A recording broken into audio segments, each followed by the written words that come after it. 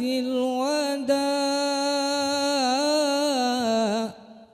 وجب شكر علينا ما دعا لله دا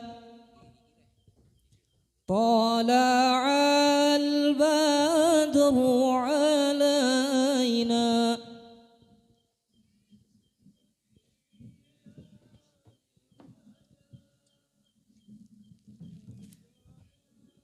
شكر علينا ما دعا لله دا.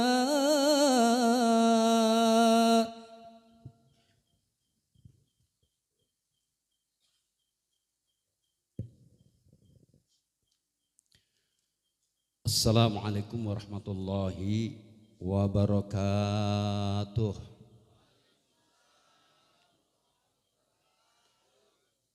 Bismillah walhamdulillah wala haula wala quwata illa billah. Ashhadu an la ilaha illallah wahdahu la syarikalah wa ashhadu anna Muhammadan abduhu wa rasuluhu la nabiyya ba'dah. Allahumma salli wa sallim wa barik ala sayyidina wa habibina wa syafi'ina wa maulana nabiyina Muhammadin wa ala alihi at-tahirin at-tayyibin wa ashabihil murril mayamin wa man tabi'ahum bi ihsanin ila yaumiddin. Ahibail kiram, usikum jami'a wa nafsi bitaqwallah wa bi ta'ati Rasulillahi sallallahu alaihi wasallam. Kepada segenap para alim ulama, para habaib, para asatid, para hujjaj, tokoh masyarakat, tuan-tuan guru yang tidak saya sebutkan namanya satu persatu tanpa sedikit pun mengurangi rasa hormat dan cinta saya. Wabil khusus kepada segenap keluarga besar dari Al-Mukarram wal Muhtaram Al-Hajj Mustafa Kamil yang pada tahun ini akan menunaikan ibadah haji sebanyak 8 orang. Alhamdulillah. Oleh karenanya pada malam hari ini beliau mengundang dalam acara Walimatus Safar. Kenapa diadakan Walimatus Safar? Yang pertama karena sunnah.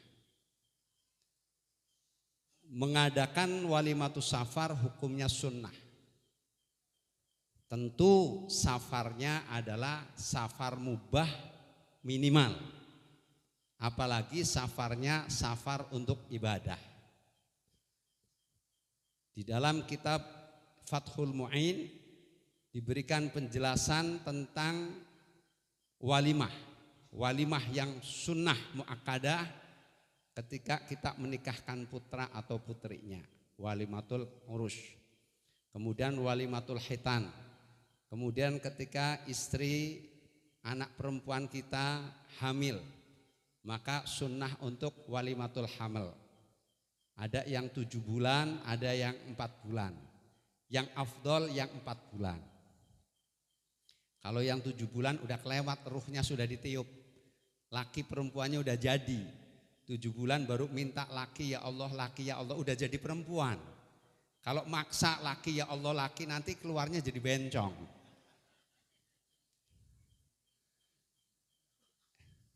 Jadi yang afdol 4 bulan. Tapi enggak salah, yang 7 bulan enggak salah. Saya bilang enggak salah. Itu. Kemudian ketika kita mau bepergian ibadah, minimal mubah. Itu kita walimatus safar. Jadi yang pertama landasan sunnahnya dulu. Karena kita semua mengaku dari ahlus sunnah wal jamaah. Jadi kalau ahlus sunnah wal jamaah itu takdimun nakal alal akal. Jadi dahulukan dalil-dalil Al-Quran, Al-Hadis, Al-Ijma.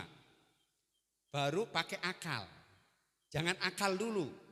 Kalau akal dulu baru ngambil Quran, itu bukan ahlu sunnah. Walaupun dia ngaku ahlu sunnah, jangan diaku. Karena menyalahi kaidah. Yang kedua, kenapa kok diadakan walimatus safar?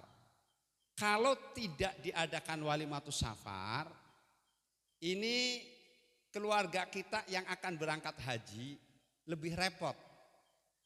Karena kita disunnahkan untuk minta doa kepada keluarga, saudara, tetangga.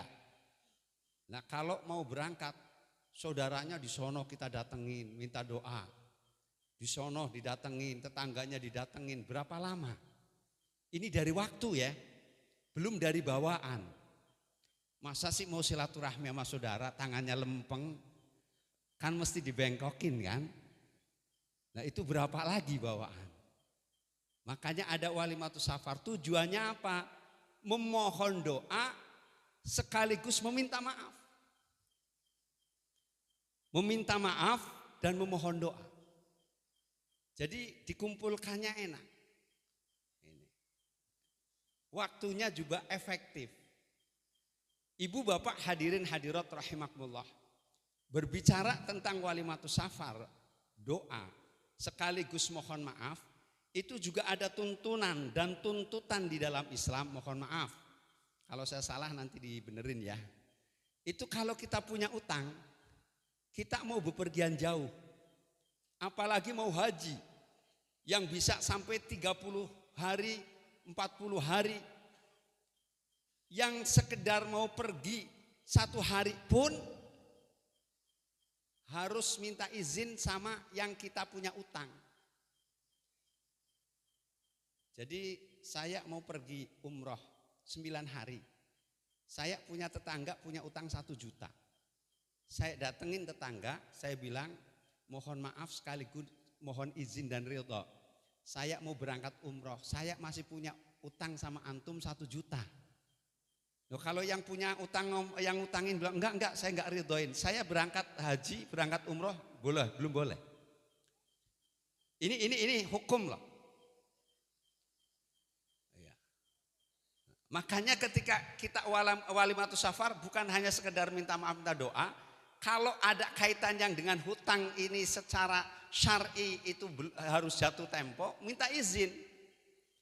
Makanya Rasulullah Shallallahu Alaihi Wasallam itu wanti-wanti umat Islam jangan mudah hutang. Paham? Jelas? Bu? Paham bu? Jangan gampang utang. Udah punya itu penggorengan, masih kredit panci. Panci udah 3, masih kredit lagi. Itu namanya gampangin utang. Jangan. Hutang kalau enggak darurat jangan. Sebab apa? Persoalan hutang jangan dianggap enteng.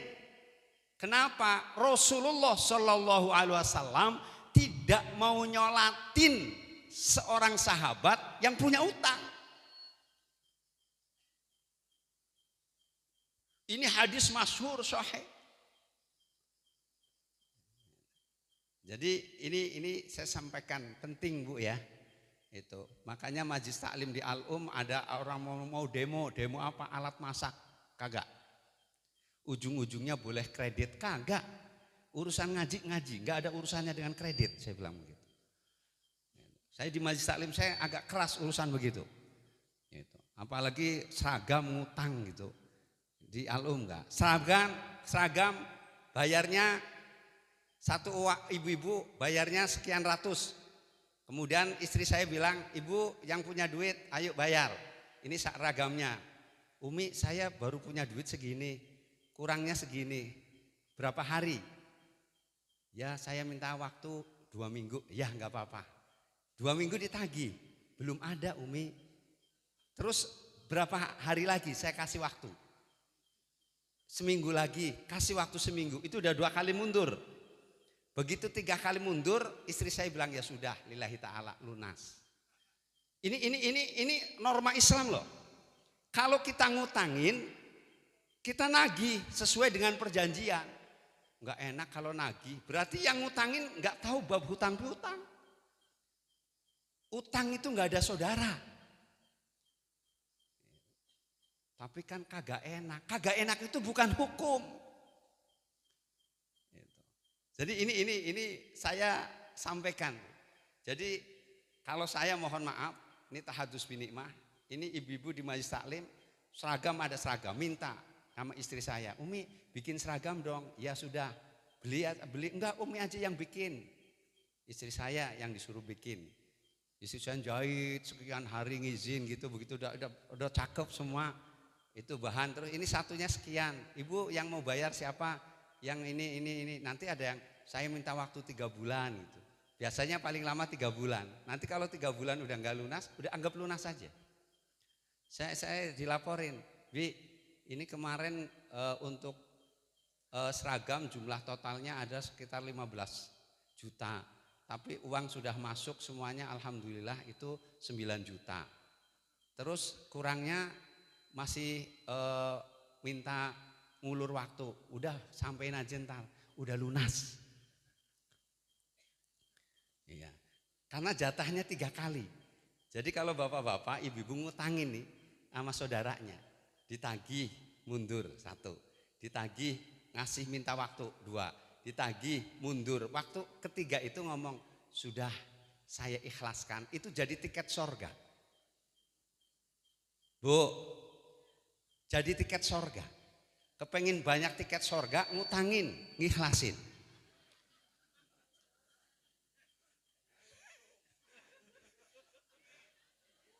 Yakin nggak dengan janji Allah? Yakin nggak? Ini kita walimatus safar berurusan dengan haji. Di dalam haji, tadi saya dengar qori'nya dan sambutannya, itu ayat yang menjadikan ketentuan hukum wajibnya haji. Walillahi 'alan nasi hajjul bait man istata'a ilaihi sabil. Itu jumhur sepakat, ini dalil wajibnya haji. Walillahi 'alan nasi. Ini khobarnya khobar muqaddam, mubtadanya muakhar. Walillahi, dan itu bagi Allah.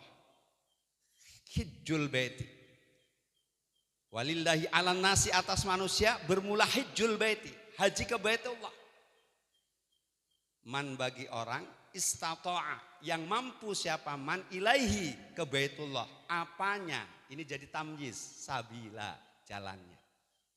Ini dalil wajibnya haji. Jadi walillahi 'alan nas. Jadi haji itu niatkan bahwa yang namanya haji itu betul-betul untuk Allah. Tidak ada niat yang lain. Menjalankan kewajiban rukun Islam yang kelima hanya karena Allah.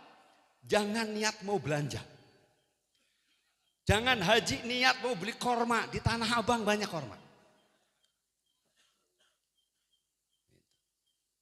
Niatnya betul-betul menunaikan rukun Islam yang kelima. Haji itu termasuk ibadah yang tertua. Nabi Adam begitu diturunkan ke bumi oleh Allah Subhanahu wa taala, itu sudah ada fardu haji. Beliau jalan kaki dari Hindi, kalau sekarang India. Jalan kaki sampai 40 kali haji. Sekarang alhamdulillah orang Indonesia ada yang haji pakai sepeda. Kenapa? Karena nunggu haji pemerintah kelamaan. 40 tahun, 30 tahun kelamaan. Akhirnya berangkat haji. Barusan yang saya baca pakai motor. Kenapa? Kelamaan nunggunya. Ini kalau Bogor nggak tahu berapa tahun nunggunya. Berapa? 24 tahun. Jakarta 30 tahun. Yang saya bingung nih. Ini bapak-bapak, ibu-ibu daftar haji. Umurnya itu 50 tahun. Padahal seatnya 30 tahun lagi. Gak ketemu akal. Kalaupun umurnya panjang sampai 70 tahun, apa iya nanti di tahun sekian 70 tahun boleh berangkat haji apa enggak? Yang paling saya pusing lagi, kok iya Kementerian Agama terima itu uangnya gitu loh. Tutup aja, umur sekian nggak bisa daftar karena nunggunya 20 tahun, nggak mungkin secara akal. Kok diterima? Kenapa diterima? Karena uangnya bisa dipinjem. Betul nggak? Kalau pinjem mah ngomong, kalau pinjem mah izin. Wong kagak pernah izin kok, kagak pernah ngomong langsung dibikin jalan tol, itu namanya maling tahu. Betul nggak? Loh saya bicara hukum kok. Tapi kan ada ulama-ulamanya yang ikut rapat, ikut musyawarah untuk meminjam uang haji untuk infrastruktur. Kagak ada urusan, ada ulama, ada kiai, maling tetap maling. Jangan diotak-atik hukum. Makanya kan kita mau berangkat haji pusing. Belum selesai pembayaran hotel di sono. Iya. Ibu bapak hadirin hadirat rahimakumullah. Jadi kembali karena Allah haji. Jangan niat yang lain. Ibu bapak hadirin hadirat rahimakumullah. Keyakinan di dalam ibadah haji penting. Karena haji khususnya orang Indonesia itu enggak main-main. Haji adalah ibadah yang menyangkut 5 porsi dalam peribadatan. Pertama maliyah, harta ikut di dalam haji. Gak punya duit mana bisa berangkat haji.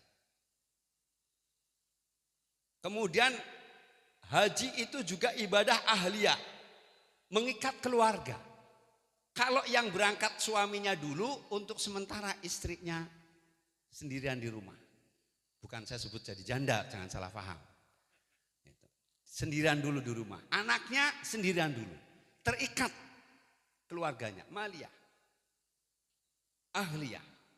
Kemudian nafsiyah. Artinya dirinya, badannya ikut haji. Jadi kalau ada orang bilang, oh saya sudah haji kok kemarin. Tahun kemarin saya haji, kata tetangganya, apa kita juga sholat bareng kok haji. Enggak, hati saya ke sono. Ini hatinya doang.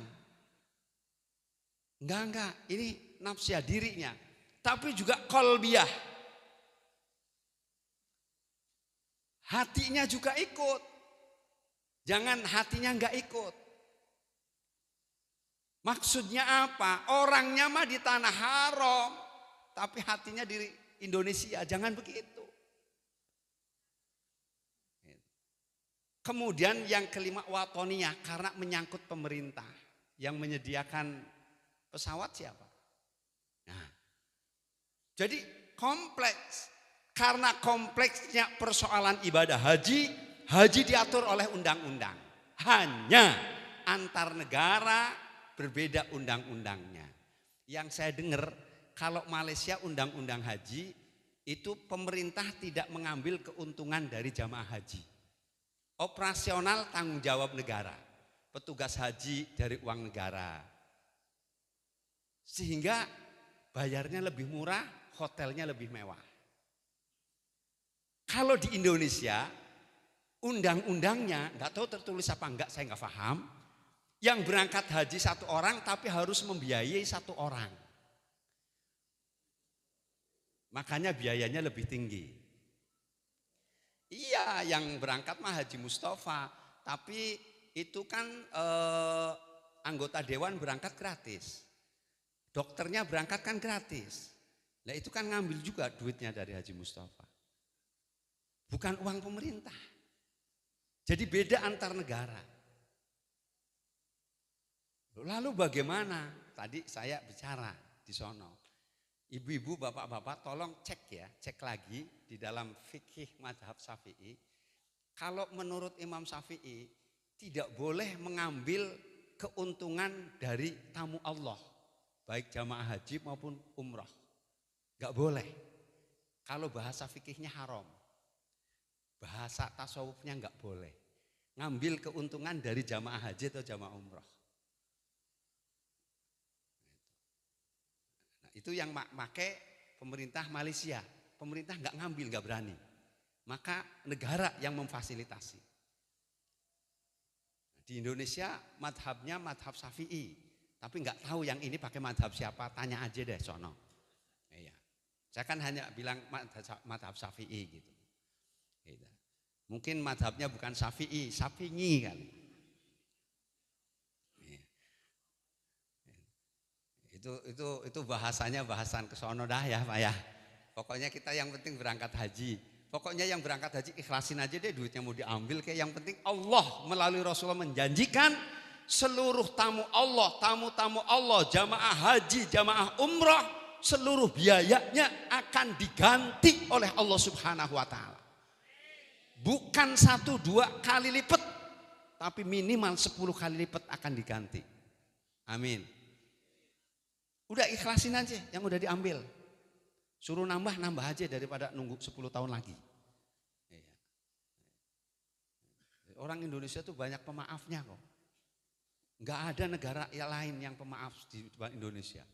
Orang Indonesia salah masih minta maaf. Betul nggak? Coba Bapak keinjek, diinjek tuh. Yang salah yang nginjek atau Bapak yang diinjek? Yang nginjek yang salah, iya kan? Tetapi Bapak yang diinjek, Pak, mohon maaf Mas, mohon maaf kaki saya diinjek. Bener nggak? Tuh hebatnya orang Indonesia. Itu. Jadi kalau orang Indonesia asli bener aja minta maaf, apalagi salah. Di Indonesia banyak pejabat bukan orang Indonesia asli, makanya salah kagak minta maaf, karena bukan orang Indonesia asli. Uruf orang Indonesia asli begitu. Salah aja pasti minta maaf. Mau bener aja minta maaf. Saya belum ketemu tuh ada orang Indonesia keinjek kakinya. Orang Arab budeng injek kakinya, sakitan gitu. Syahid, Afan. Oh iya, yang minta maaf yang diinjek. Jorokin diinjek lagi begitu. Kagak kan? Hebatnya orang Indonesia. Jadi pemaaf. Alhamdulillah. Bu, Bapak, keyakinan tanamkan. Saya mau cerita haji tahun 70 ya. Ini cerita asli ini. Bukan fiktif. Tahun 70 ada yang berangkat haji tahun 70? Oh, udah nggak ada. Oh, iya. Jadi mbah saya dulu berangkatnya tahun 70, berangkat umroh hajinya. Jadi masih pakai kapal laut. Iya. Itu ada suami istri berangkat haji. Suami istri berangkat haji. Kebetulan istrinya itu hamil sudah 3 bulan. Tapi ngidamnya belum hilang. Ya Bu, Bu ngidam berapa bulan Bu? Enggak mesti ya Bu. Ini ngidam. Begitu dia habis sholat, ngomong sama suaminya. Bang, nape? Pengen rambutan Bang. Ini ngidam kepengen rambutan. Di tanah haram lagi. Kalau Bang pengen kurma kan gampang. Iya. Ini Bang pengen rambutan. Suaminya diem sambil ngeliatin istrinya, mikir. Iya, kalau ngidam kepenginannya kagak diturutin, katanya anaknya ngeces. Emang begitu Bu? Begitu Bu? Ah iya katanya bener. Lah kalau anak saya nanti jadi ustadz, jadi kiai, ceramah ngeces. Aduh musibah. Kenapa Bang? Enggak, tenang aja mah. Iya tapi kepengin Bang rambut. Iya, saya mau minta sama Allah. Begitu. Itu ngomongnya kan belum sholat jamaah. Mau sholat jamaah zuhur. Habis sholat jamaah zuhur selesai, dia doa sama Allah.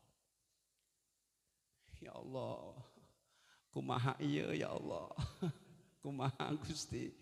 Ini si jabang bayi ngidam rambutan. Ya Allah, saya mohon rambutan, ya Allah, rambutan. Pakai bahasa sendiri dia. Allah faham. Habis sholat zuhur mau pulang panas. Panasnya tahun 70 beda dengan sekarang. Sekarang sudah banyak puun. Iya. Di Arafah dulu dengan sekarang jauh berbeda. Di Arafah sekarang tendanya enggak musim haji sudah kayak rumah. Pepohonan udah banyak. Dulu memang Masya Allah. Begitu mau pulang ke pondokan, kata suaminya bilang, "Mah, minum zam-zam dulu." Tahun 70 Pak. Air zam-zam kayak sekarang. Sekarang mah di masjid buat cet gitu ya. Ada dua pilihan, yang dingin apa yang netral. Kalau bapak-bapak, ibu-ibu, kalau haji, umroh atau yang sudah haji atau umroh, kalau minum milih yang dingin atau yang netral? Yang hot. Oh, dicampur. Yang paling bagus itu yang enggak dingin. Karena kalau yang dingin itu sudah dimasukkan ke pendingin. Yang bagus yang hot di situ. Ya sebetulnya enggak panas, cuma netral aja. Kalau dulu enggak begitu. Ya ke sumur Zam-Zam. Kalau sekarang kepengen ngelihat sumur Zam-Zam, mesti izin dulu terus ke bawah. Karena udah ditutup. Itu enggak mesti dapat izin. Kalau dulu setiap jamaah haji bisa ngambil air Zam-Zam yang ngerek sendiri. Tahu kan ngerek? Pakai timba, ngerek.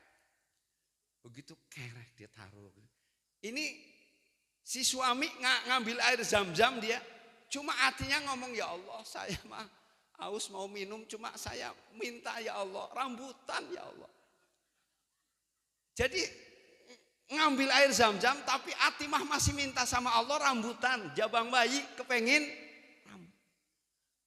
Subhanallah, innama amruhu idza arada syai'an ayyakula lahu kun. Dia tarik.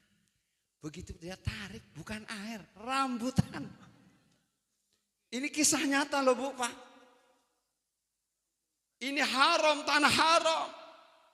Jangan main-main. Jadi ibadahnya, pahalanya dilipat gandakan, doanya makbul. Allah janjikan semua jamaah haji, jamaah umroh adalah tamu-tamu Allah, duta utusan Allah, yang kalau minta pasti Allah kabulkan. Doa semuanya diijabah, dosa diampuni, pahala dilipat gandakan. Yakin. Makanya niat lurus. Sekedar rambutan tahun 70-an. Ya rambutan gak ada lah. Kemarin saya umroh aja gak ketemu di pasar ada rambutan kok. Ya kalau pisang banyak. Apel abrek-abrek. Iya kan? Tapi rambutan belum ketemu juga. Malah masih bisa ketemu jengkol di sana. Iya, ibu-ibu kepengen sayur bayam, kepengen semur jengkol, ada, insya Allah banyak yang jual. Biasanya Madura yang jualan. Iya, banyak kan yang jual orang-orang Madura. Jadi makanan ala Indonesia, ala Betawi. Kalau Betawi itu mohon maaf, kebetulan saya punya mertua Betawi asli Tomang. Itu kalau dikirim rendang daging itu enggak tersenyum. Tapi kalau dikirim langsung mantu pinter amat begitu tuh. Gitu. Ibu bapak hadirin hadirat rahimakumullah, kembali keyakinan kuat. Oleh karena itu jangan kita mengubah niat. Jangan ubah niat dari kita titik awal. Keluar dari rumah, di pesawat turun di Jeddah atau di Madinah, kalau misalkan yang langsung ke Madinah pesawatnya. Tanah haram masuk, jangan ubah niat karena Allah lebih tahu dari kita sendiri. Jadi niatnya sudah bismillah, betul-betul lillah, walillahi ala nas. Lurus. Ini saya cerita lagi. Saya kalau ingat umroh, ingat haji banyak cerita nyata masalahnya. Ini kalau tadi saya cerita haji tahun 70. Kalau yang ini saya cerita umroh itu 3 tahun yang lalu. 3 atau 4 tahun yang lalu. Dari Surabaya. Orang dari Surabaya. Enggak saya sebutkan namanya. Begitu dia sampai ke Tanah Haram untuk umroh. Dia menstruasi.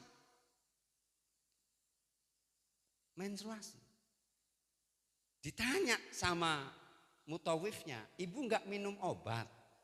Sudah minum pil. Malah saya sekaligus suntik. Kok tetap dia keluar haid? Ternyata bukan haid. Karena hari yang sudah dibatasi masih keluar aja menurut perhitungan si ibu. Tapi kalau perhitungan secara skala haid masih haid. Karena haid kan sehari semalam minimal, normal 6-7 hari, maksimal 15 hari. Nah, sementara dia totalnya masuk ke Tanah Haram sampai pulang itu hanya 12 hari. Tapi masuk ke Tanah Haram sampai keluar lagi ke Jeddah, itu dia masih haid. Walhasil dia enggak melakukan umrah. Begitu dari Jeddah terbang. Karena ini plus jalan-jalan ke Turki. Begitu terbang sampai Turki itu suci. Enggak keluar darahnya. Bersih. Di Jeddah itu udah mulai kayak mau berhenti, sampai Turki berhenti, mandi janabat. Udah di Turki aman-aman aja. Akhirnya ditanya nih sama si ustadznya, Bu, kok bisa begitu sih? Si ibunya jawab, saya juga nggak tahu padahal sudah disuntik, sudah minum pil. Kok bisa begitu? Si ustadznya bilang, kali ibu niatnya. Ibu niatnya waktu mau berangkat umroh, niatnya apa? Niat mau jalan-jalan. Niatnya mau jalan-jalan. Betul, waktu jalan-jalan aman karena salah niat. Ini kisah nyata loh.